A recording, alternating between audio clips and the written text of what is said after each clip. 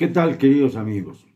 Bueno, señor López Obrador, ¿qué espera para ir a un tratamiento psiquiátrico?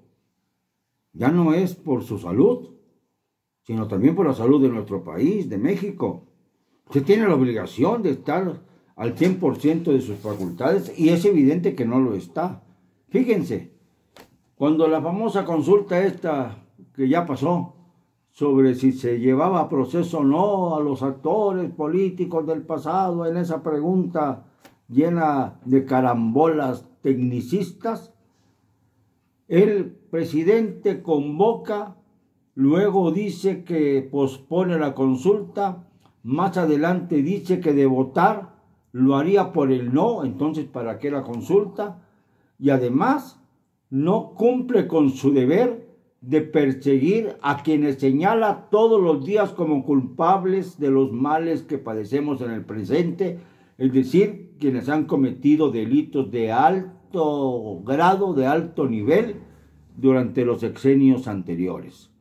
Y su obligación como funcionario público, no digamos como presidente, que es el primero de los funcionarios públicos que debía actuar en consecuencia, no procede ahora lavándose las manos cínica, hipócritamente. Pero ya lo de hoy fue ya el colmo. Habla y habla de que en marzo se habrá de someter a un plebiscito por la revocación de su mandato, creyendo claro que va a ganarlo y que esto le va a dar la oportunidad para tomar un nuevo aire y proponer acaso que se prorrogue su mandato como lo piensa desde que durante casi año y medio que llevamos ya inmersos en la pandemia maldita, no ha podido realizar, dice, la transformación prometida. En realidad, todo está detenido por obra y gracia de un gobierno que no sabe administrar. Las obras grandiosas de su gobierno, las espectaculares, están verdaderamente en el pantano, y es literal, en el caso de la refinería de Dos Bocas, en el pantano de la inmoralidad. No se hable del Tren Maya, no se hable del famoso aeropuerto de Santa Lucía, no se hable de las carreteras pronarcos que está inaugurando en la Sierra de Sinaloa, en Durango y en Nayarit, para hacerles más fáciles las comunicaciones a los narcotraficantes, así como su predecesor Calderón inauguró al final de su mandato aquel famoso puente Albatros que comunicaba o comunica muy bien al puerto Lázaro Cárdenas, en donde ahora por barco llega la droga, para que pudieran llevarla más fácilmente hacia el norte, ya no teniendo que rodear la presa alrededor del río Balsas, la presa del Infiernillo, y con mayor rapidez para llegar a la frontera.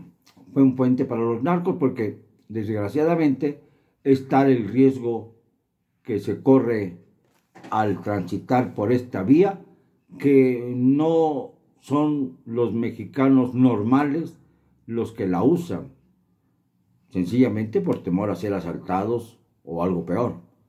Y sencillamente, pues entonces la carretera queda libre y el puente Albatros lo mismo. Pues exactamente la misma idea está siguiendo López Obrador, hacer carreteras nada más en la zona en donde están concentrados los narcotraficantes, en donde está el escondite de Ismael El Mayo Zambada, que todos los miembros del ejército conocen, pero que no se atreven a perseguir, a emboscar. Ahí está por ahí también, obviamente, la familia del Chapo Guzmán, Ovidio Guzmán López, entre ellos, y su hermano. Ahí están. Saben muy bien dónde localizarlos, en la sierra duranguense, por Sinaloa, toda esta zona, esa franja, la Sierra Madre Occidental, que es precisamente la que le da guarida a los peores criminales de nuestro país. Pero lo de hoy, queridos amigos, ya urge a que se le haga un tratamiento neurológico al primer mandatario.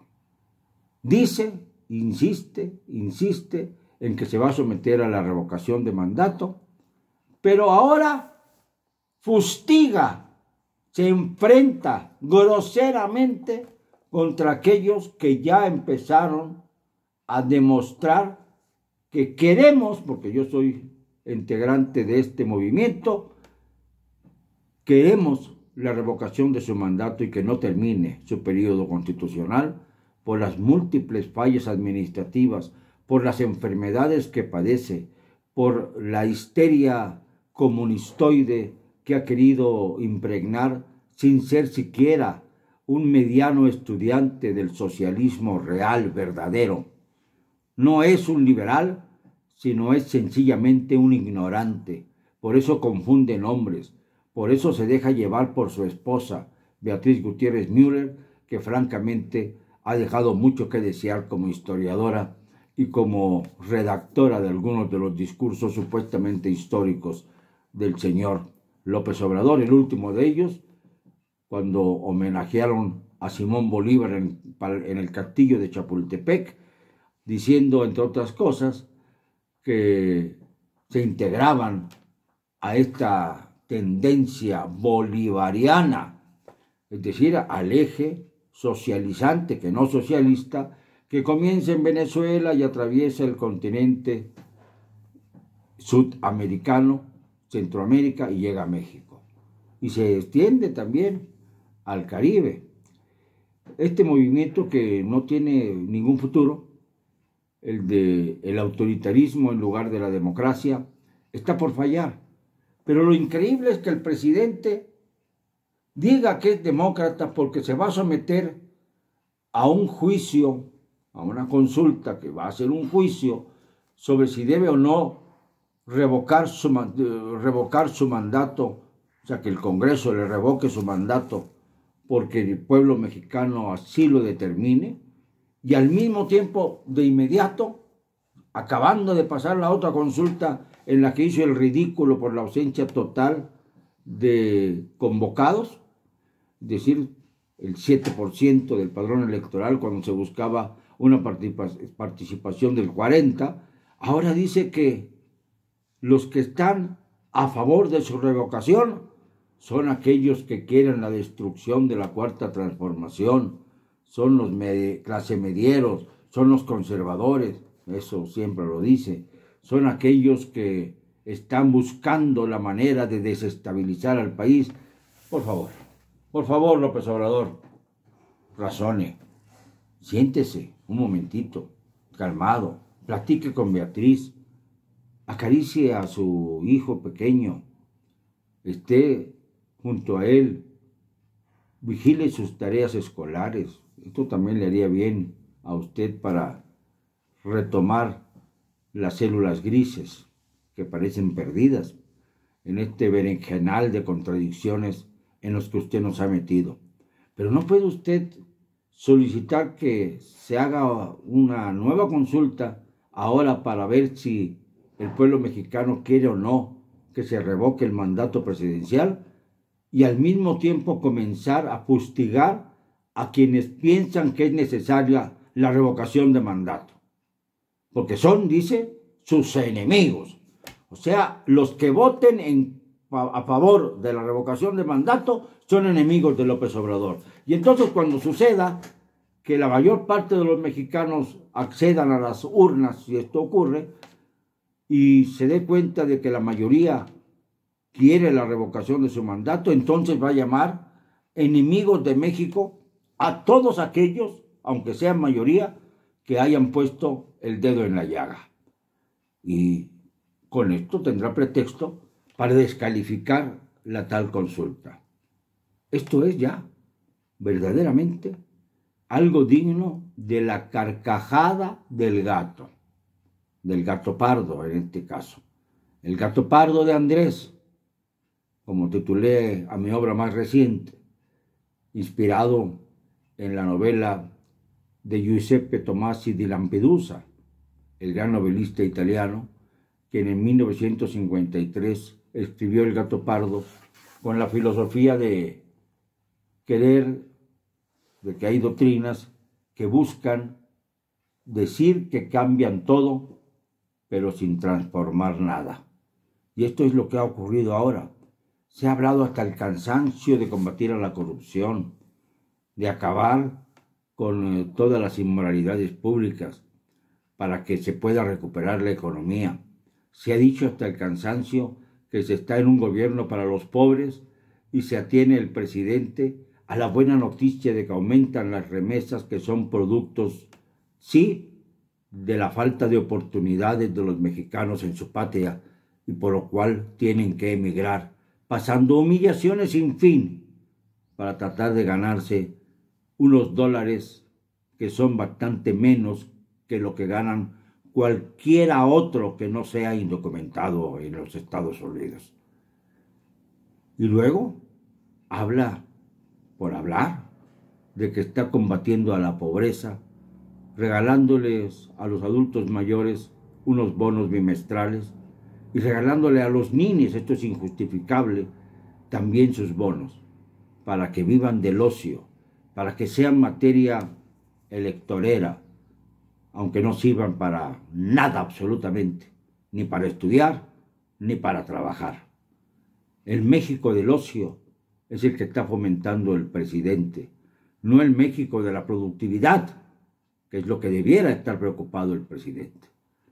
Habla de transformarlo todo y no cambia absolutamente nada. Es el gato pardo de Andrés, que está culminando con la carcajada del gato, porque nada más con carcajadas podemos referirnos a este burdo intento de manipular al colectivo para que no vayan a votar a favor de la revocación de mandato. No, señores, sí queremos la revocación del mandato de un presidente inepto, incapaz y además asesino. Asesino, sí, porque hay miles de muertos como consecuencia de la guerra del narcotráfico contra un sector del ejército o contra el ejército mismo revuelto en Guardia Nacional, en la Armada de México y en el ejército y las Fuerzas Armadas, las Fuerzas Aéreas. Todo este revoltijo de instituciones que según esto sirven para repeler al narcotráfico, se han convertido simple y sencillamente en piezas del rompecabezas de la inseguridad pública. Y ni qué decir de toda la protección que se ha brindado a los favoritos del régimen. Todo esto, mientras siguen muriendo niños. Hoy me enteré de un caso muy triste de un niño de 12 años que murió por COVID, pero que tenía cáncer y que no tenía medicación adecuada desde hace mucho tiempo. Es decir, estaba indefenso ante la posibilidad de que el mal lo alcanzara. Esto ocurrió en Tlaxcala, como está ocurriendo en todo el país, como está ocurriendo en los altos y en los bajos círculos, en todos lados. Hay funcionarios de alta graduación que en este momento están padeciendo la nueva cepa del COVID, ahora llamada Delta.